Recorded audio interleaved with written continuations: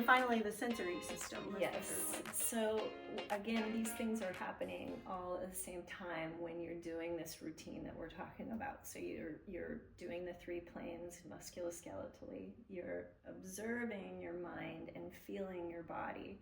And then every cue and every move that you do, we're asking you to set aside what your mind says about the move and get into the actual experience of the move. So for example, you would learn how to identify where your shoulder blades are, and you would learn how to identify where the lower points are, and then you would ask your body, very, very important way, like perspective to take, a shift, not tell your body what to do. Ask your body how it would go about bringing those lower points slightly towards each other. And then when you do that, there's an experience you're having. Your muscles are active. There's a sensing that you can feel in your body as you're doing it. And what we ask you to do when you're doing this program is to spend more time in the experience of what you're doing and less in the thinking about it, evaluating it, analyzing it, right? And so again, these things are systems that we have, we just haven't been practicing using them. So you start with simple things like being in the experience you're in while you're on the floor, and then you learn how to be in your body, feeling your nervous system, makes you be using your senses more. And this is where we bring then the sensory system closer and closer in balance with what our minds are thinking. And really, I love to call this the checks and balances for the mind. So what our minds are thinking is not the whole truth, for sure, 100%. And how do you know what to listen to? Well, you get to use your body. Now your body's going to tell you which things that you're thinking are from your past stored reactions, or which things that you're thinking are coming from your wisdom that's not operating from your reactions. Wow. That's deep. Yeah, that's deep. I love it. I don't know if I can understand that. Well, how is that different than meditation? Well, it is meditation. Okay. It's just that it's embodied meditation. So lots of people are doing meditations and using their minds, and often it's through breath or through a mantra, which is great. This says, or takes it like a little bit deeper and says, whatever your mind is thinking, there's an experience you're having. And if you can stay in the experience you're having and not listen to what the mind says, those thoughts that you have that may be perfectly true, they just lose the place they're coming from. And you then the wisdom that you have is coming from this other state. Right? So if you're in a reactive state, then your mind is thinking these things and it's operating from that reaction. But if you stay in your body and you start to become an experiencer too, now you can tell when it's time to speak and when it's time to wait. You can tell when you're saying something that's coming from deep wisdom that's more the whole truth, or when you're still stuck in your slug bugs, your lifetime of blind spots. So all 3 of these systems can work beautifully together. But we have to learn how to listen to them and to use them together.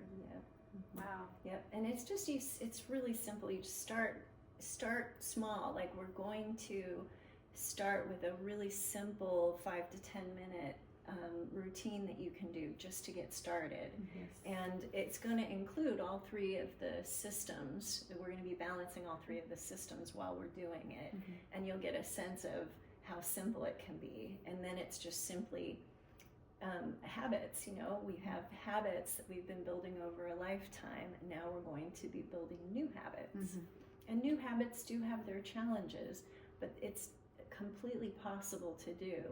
And why I'm so excited about this group is because I just feel like a group of women who are all understanding and like really wanting to look for it, because it's just really matches everything that you've always read and everything that you've always really wanted. Is like, I want to be what I say. Mm-hmm. I want to feel in my body and have it match what's happening in my world, you know? So a group of women together are going to be able to support each other. Mm-hmm. And you know, talk about how habits are kind of hard to change and how habits are hard to adapt and add, but it is possible. And when you're talking to each other about it and you're encouraging each other, then I just think that's the best way to do it. Yeah. Just have a positive environment to begin the practice and get through the hard parts, right? And I think too, you know, even whatever you're doing already, this can complement. Like if you are doing meditations, if you are taking daily walks, if you are doing some yoga or any other kind of exercises, that this is something that we all need regardless of where we are in our self-care. Exactly. Yeah, because what this does is, let's say it's walking is your thing or yoga is your thing. Well, you want to go to the walking in a body that's aligned. You know, you can go for a walk and it's great, and walking is one of the best things you can do.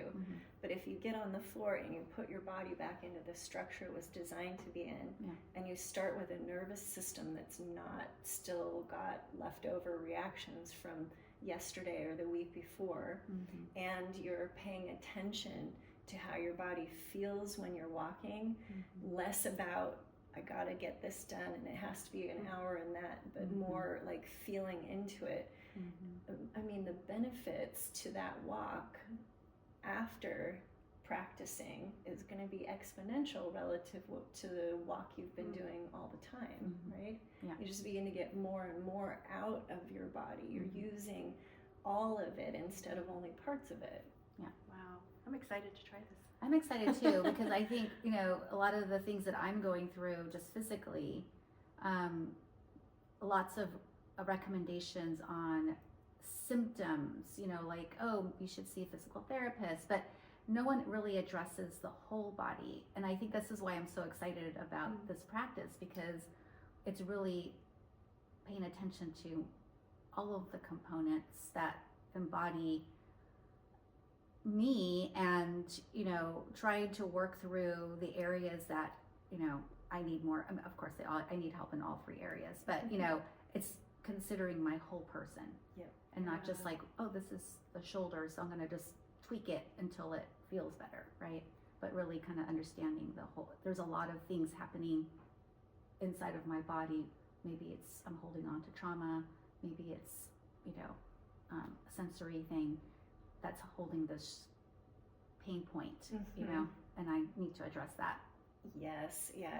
I mean, you bring up a really good point. This is the way we've been approaching our bodies until now is more like we're a brain, and then we just use our bodies, and we're actually this is really who we are, and this just talks about what's going on, you know. So yes, it covers the whole body, and for any injury that anyone's dealing with, you're going to get more out of whatever therapy you do choose if you set your body up so that it can take the correction. You know, if you need physical therapy or you need some acupuncture, if you show up in a body where you've been on the floor, and again, you've got your musculoskeletal system more in balance, and you've got your nervous system at least neutral from current reactions, so less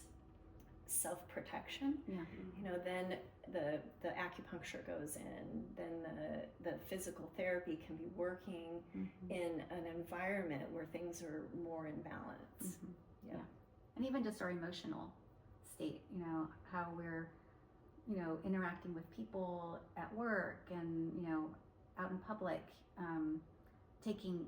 not being so reactive. I like that you mentioned giving ourselves the time to wait and process, because I think that's a lot of what we do. It's just something happens and then we just react versus like, okay, let's just take a moment and be in like this meditative response state, right? To let things, understand things better. Totally. Carry this into every other aspect of our lives. Yeah, it's like however patient you are with yourself, is really how patient you are with others. Yeah. And even if you are pretending to be patient, but somebody sees how you're not patient with yourself, then they are already knowing that you're not actually patient with them. You know what I mean? Yeah. Yeah. And I think that's been a theme we've been talking about a lot. It's, you know, in order to be somebody that you can trust, you want what you say, you want your actions and the way of being to match. That's somebody you can trust. But, you know, like, I mean, I knew growing up, it used to drive me crazy if somebody would answer the door or answer the phone when they were busy. Because I'm like, then you're like, and they're like, no, I want to talk to you. And you're like, but you're kind of busy with all the other stuff, you know? And it's like, if you say, yes, I'm going to take this phone call, take the phone call, right? Or it's just that matching thing. This is really what we're talking about. Whatever you're saying, you're behind it and you're embodied in it. And it's for everything. I mean, everything. Yeah. This is great. Well, I'm excited to try some of this out, so I think that we'll move on and check it out. Yeah, so I think our next steps are going to be to support the community in this practice. So stay tuned, because this is just kind of giving us an overview, a touch of what these three systems do to our body and what we need to be aware of, right, in our everyday lives. And then Carolyn is going to support us with some daily practice activities that we can try out and connect with each other in the community. So I'm excited to begin that work. Me too. Thank you, Carolyn. Thank you. Thank you. Hi, this is Anna. Thank you so much for sticking with us. Now, how do we put this into practice? Stick around as Carolyn will help us bring these functions together. It's a lot easier than you think.